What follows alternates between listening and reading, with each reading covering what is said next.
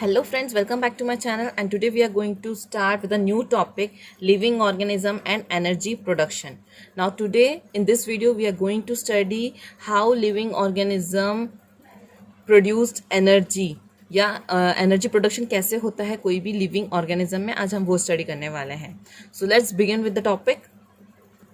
So first of all, जो breathing और respiration है ये दो अलग अलग वर्ड है और इनका मीनिंग भी अलग अलग है।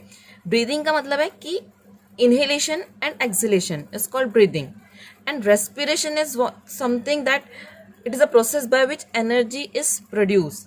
मतलब ब्रीदिंग में आप क्या करते हो, ऑक्सीजन इनहेल करते हो और कार्बन डाइऑक्साइड एक्सहेल करते हो। रेस्पिरेशन में क्या है कि once the oxygen goes inside the body and that what happens in the body to produce energy is called respiration. Respiration is a process by which energy is produced. So आज हम study करेंगे कि जब oxygen cell में जाता है तो cell में क्या होता है और कैसे एनर्जी प्रोड्यूस होती है। आज हम वो स्टडी करने वाले हैं। This is human respiratory system. This is nostril,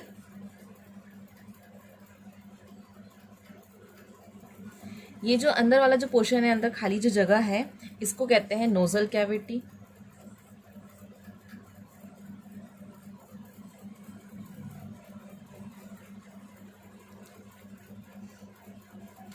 अब आपका जो नोज है और जो माउथ है ये यहाँ पे एक जगह पॉइंट पे कनेक्टेड है। इस कनेक्टेड पॉइंट को कहते हैं फेरिंग्स।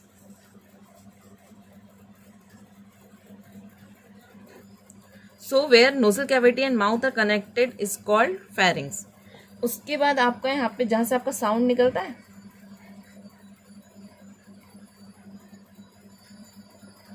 इसको कहते हैं लैरिंग्स।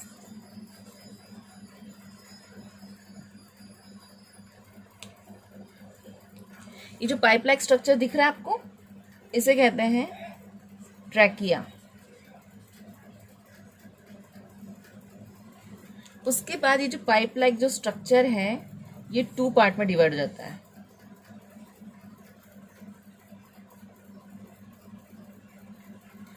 एंड जब ये 2 पार्ट में डिवाइड हो जाता है तो इसको हम कहते हैं ब्रोंकाई।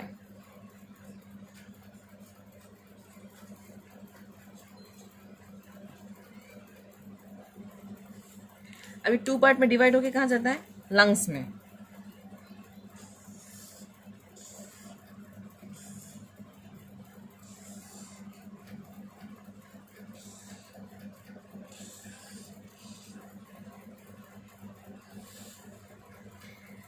अभी जो ब्रोंका ये यहाँ पे फर्दर डिवाइड होते हैं,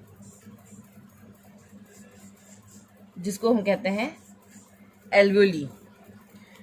ब्रोंका is divided inside the lungs and each bronchi produced alveoli. So this is human respiratory system. You have nostril, then nasal cavity, and where your mouth and nostril are connected is called pharynx. Where sound is produced is called larynx. That pipe-like structure is called trachea, and then pipe-like structure is divided into 2 parts, which is called bronchi, and then each bronchi is further divided into which is called alveoli. So this is alveoli.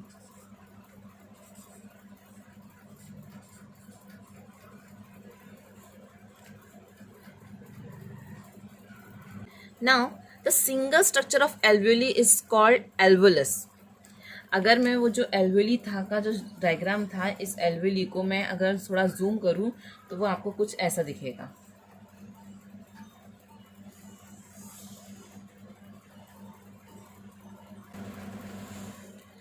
अब ये जो alveolus है वो कहाँ है, lungs में present है। अब लंग्स में क्या आ रहा है, ऑक्सीजन आ रहा है। अब यहाँ पे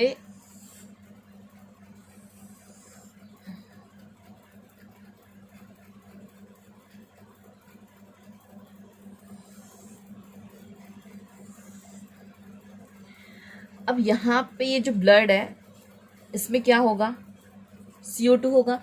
अब ये जो CO2 है ये कहाँ जाएगा, लंग्स में जाएगा, क्योंकि लंग्स में क्या होता है, एक्सचेंज होती है गैसेस।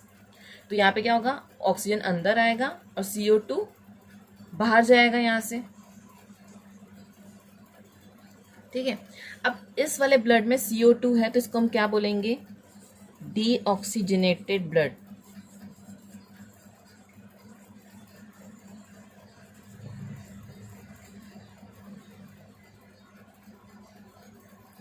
अब ये जो ऑक्सीजन है वो यहाँ ब्लड में ऐड हो जाएगा। अब इस ब्लड में ऑक्सीजन है तो इसको हम क्या बोलेंगे, oxygenated blood.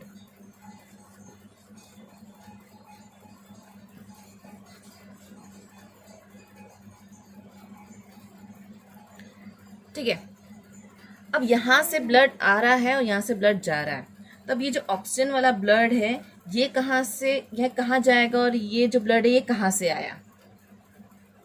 You have heart. Okay, अब ये जो ऑक्सीजनेटेड ब्लड है ये कहाँ जाएगा, ये जाएगा हार्ट में। अब हार्ट आपका पंपिंग मशीन है, ये क्या करेगा, ऑक्सीजनेटेड ब्लड को आपके each and every body part में ट्रांसफ़र करेगा। तो ये हो गया आपके बॉडी पार्ट में ट्रांसफ़र।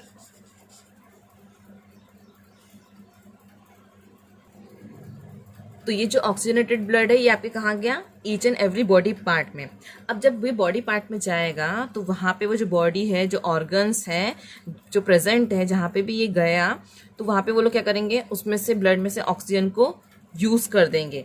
अब जब ब्लड वो ऑक्सीजन यूज़ करता है तो वहाँ पे ग्लूकोज प्रेजेंट है, तो ग्लूकोज और ऑक्सीजन दोनों रिएक्ट करेंगे और क्या प्रोड्यूस होगा वहाँ पे, energy, H2O and carbon dioxide. तो जो कार्बन डाइऑक्साइड प्रोड्यूस हुआ वो ब्लड में आपके मिल जाएगा और वापस से कहाँ जाएगा, हार्ट में। एंड देन हार्ट से वो जाएगा लंग्स के तरफ, और लंग्स में जाने के बाद वो आपकी बॉडी से आउट हो जाएगा।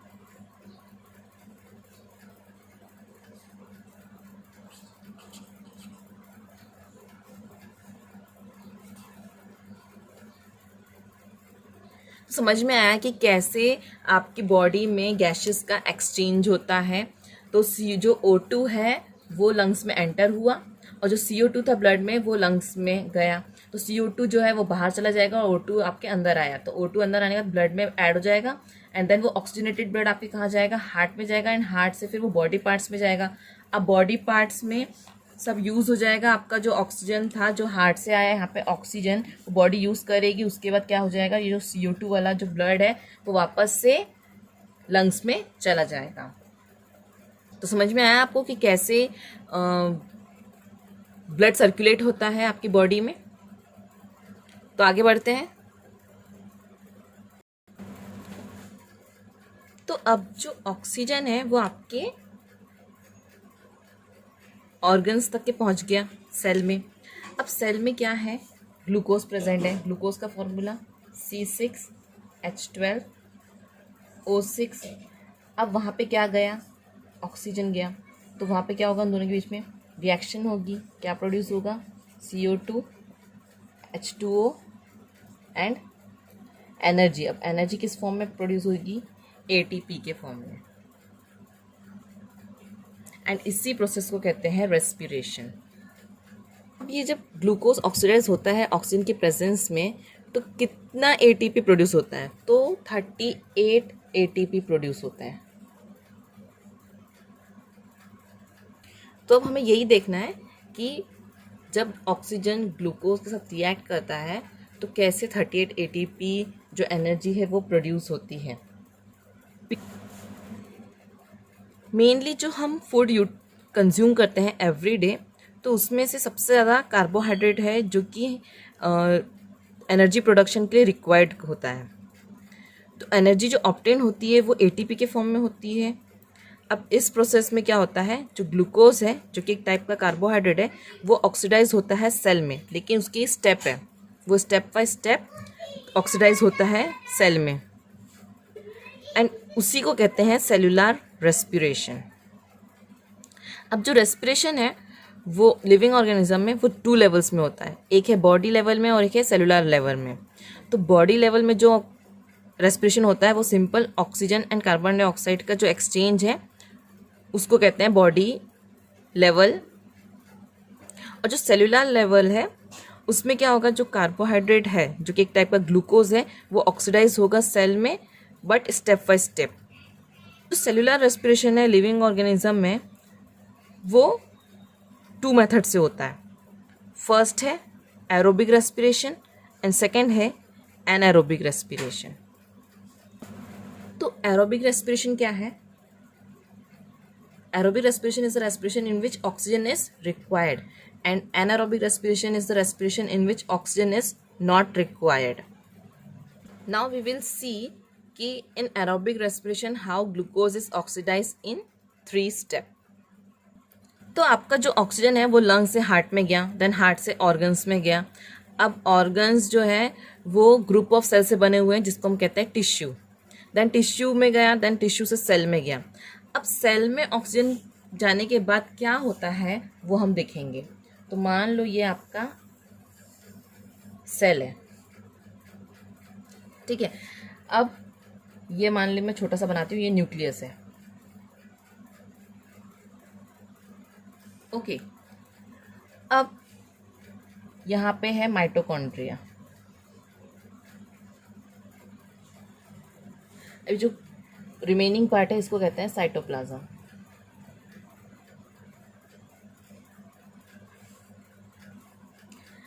अब आपके सेल में ऑक्सीजन आया तो वो कहाँ जाएगा? आपके सेल में, सेल है ये, ऑक्सीजन उसमें एंटर हुआ। अब सेल में ऑलरेडी क्या प्रेजेंट था? ग्लूकोज। अब ये जो ऑक्सीजन है ये ग्लूकोज के साथ रिएक्ट करेगा एंड क्या फॉर्म होगा? 2 पा। पा का मतलब है पायरुविक एसिड। तो जब ग्लूकोज रिएक्ट करेगा, ऑक्सीडाइज होगा ऑक्सीजन की प्रेजेंस में, तो क्या प्रोड्यूस होगा? 2 pyruvic acid plus 2 ATP 2 NADH2 H2O।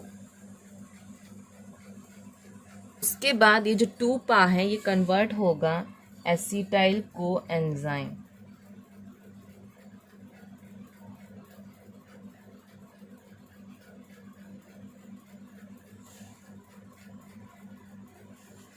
ए में। बात ये जो 2 एसिटाइल कोएंजाइम है ये कहाँ एंटर करेंगे? माइटोकॉन्ड्रिया में, जहाँ पे एक साइक्लिक चेन रिएक्शन होगी जिसको कहते हैं tricarboxylic acid cycle and which is also called Krebs cycle. So ये माइटोकॉन्ड्रिया में एंटर करेंगे जिसको कहते हैं क्रेब्स साइकिल। साइकिल के बाद वो जाएंगे ETC में, इलेक्ट्रॉन ट्रांसफर चेन में। तो ग्लूकोज का जो ऑक्सीडाइज हुआ और फॉर्म हुआ 2 पा, इस प्रोसेस को कहते हैं glycolysis.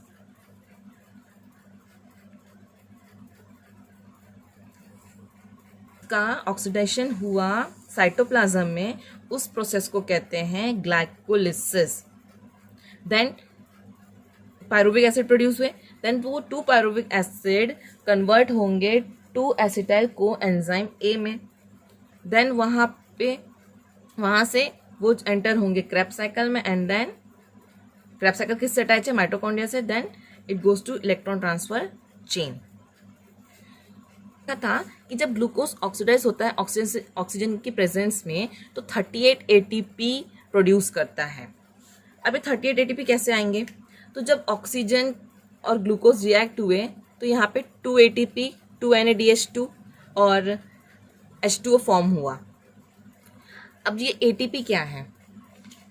ATP is adenosine triphosphate which is energy है, ये एनर्जी रिच मॉलिक्यूल है। इसको हम एनर्जी करेंसी भी कहते हैं। अब एनर्जी करेंसी को लगते नहीं है, उसको क्या चाहिए? एनर्जी चाहिए वर्क करने के लिए। तो एनर्जी कहाँ से मिलती है? ATP से। इसीलिए जो एटीपी है उसको हम कहते हैं एनर्जी करेंसी। अब ये एनर्जी कहाँ प्रोड्यूस होती है? माइटोकॉन्ड्रिया में, इसलिए माइटोकॉन्ड्रिया को कहते हैं power house of the body या ऑफ द सेल।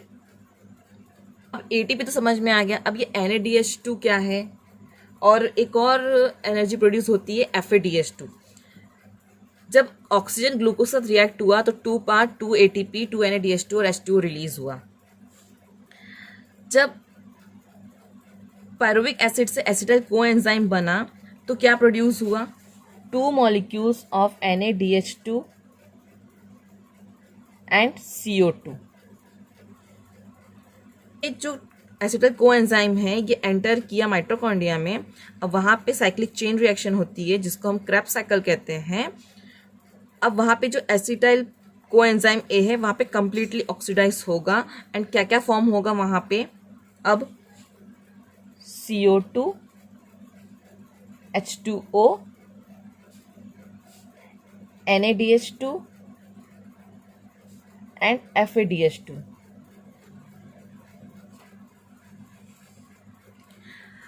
अब एटीपी तो समझ में आ गया आपको कि ये एनर्जी करेंसी है। अब देखो क्या होता है, अब ये NADH2 और FADH2 क्या, ये भी एक टाइप की एनर्जी है। अब कैसी एनर्जी है? जो एटीपी है, अब आपको पता है कि अपने पास में जो करेंसी है वो 2 टाइप में है, एक नोट में और चिल्लर में। तो वो जो एटीपी है वो चिल्लर है समझो, और जो NADH2 है और FADH2 है वो नोट है। तो मान लो अगर 150 रुपये का नोट है तो 50-50 के 3 कितने होंगे? 3 नोट होंगे। अगर 150 का, अब मान लो ये जो NADH2 है ये है 150 का नोट, तो अब 150 के नोट में कितने आएंगे? 50 के नोट 3। तो ये जो NADH2 है ये 3 ATP के इक्वल है, और जो FADH2 है वो है 100 का नोट, तो वो कितने आएंगे उसमें 50 के? 2 नोट, तो वो किसके इक्वल है? 2 ATP के। आया समझ में? तो ये जो NADH2 है और FADH2 है ये भी एनर्जी ही है, एंड ये एनर्जी किसके इक्वल है? NADH2 3 ATP के इक्वल है एंड FADH2 2 ATP के इक्वल है। जो ATP 38 ATP जो प्रोड्यूस होना है ग्लूकोज के ऑक्सीडेशन में, तो वो एक ही बार में नहीं होती है, इतनी पूरे स्टेप्स होती हैं तब जाके वो 38 ATP फॉर्म होता है। तो पहली स्टेप है ग्लाइकोलिसिस, जिसमें ग्लूकोज ऑक्सीडाइज होगा ऑक्सीजन की प्रेजेंस में, एंड क्या फॉर्म करेगा? 2 pyruvic acid 2 ATP 2 NADH2 and H2O। Then वो पायरुविक एसिड कन्वर्ट होगा, सेकेंड स्टेप है एसिटाइल कोएंजाइम में ए में, एंड वहाँ पे फिर 2 NADH2 और CO2 फॉर्म होगा। उसके बाद जो एसिटाइल कोएंजाइम ए है ये कहाँ एंटर करेगा? क्रेब्स साइकिल में, जहाँ पे कंप्लीट ऑक्सीडेशन होगा एंड वहाँ पे क्या फॉर्म होगा? CO2 H2O NADH2 and FADH2। उसके बाद ये जो मॉलिक्यूल्स हैं ये पूरी प्रोसेस होने के बाद ये एंटर करेंगे इलेक्ट्रॉन ट्रांसफर चेन में, जहाँ पे जो NADH2 है वो 3 ATP के इक्वल है एंड जो FADH2 है वो 2 ATP के इक्वल है, एंड उसके साथ साथ वाटर मॉलिक्यूल और CO2 भी प्रोड्यूस होंगे। तो समझ में आया कि ये कैसे, ये है एरोबिक रेस्पिरेशन, इसमें ऑक्सीजन की प्रेजेंस में ग्लूकोज ऑक्सीडाइज्ड हुआ है। समझ में आया आप लोगों को कि कैसे एनर्जी फॉर्म होती है, कैसे ग्लूकोज ऑक्सीजन के साथ ऑक्सीडाइज होता है एंड हमारी बॉडी को एनर्जी प्रोवाइड होती है। अब energy production through aerobic respiration of carbohydrates proteins and fat. यहाँ पे मैं अभी वीडियो को एंड करती हूँ। जो एनारोबिक रेस्पिरेशन वीडियो को ज़्यादातर लाइक करना है, शेयर करना है एंड कमेंट करके जरूर बताएं कि वीडियो आपको कैसा लगता है, और अभी तक आपने मेरे चैनल को सब्सक्राइब नहीं किया तो please subscribe my channel. Thanks for watching.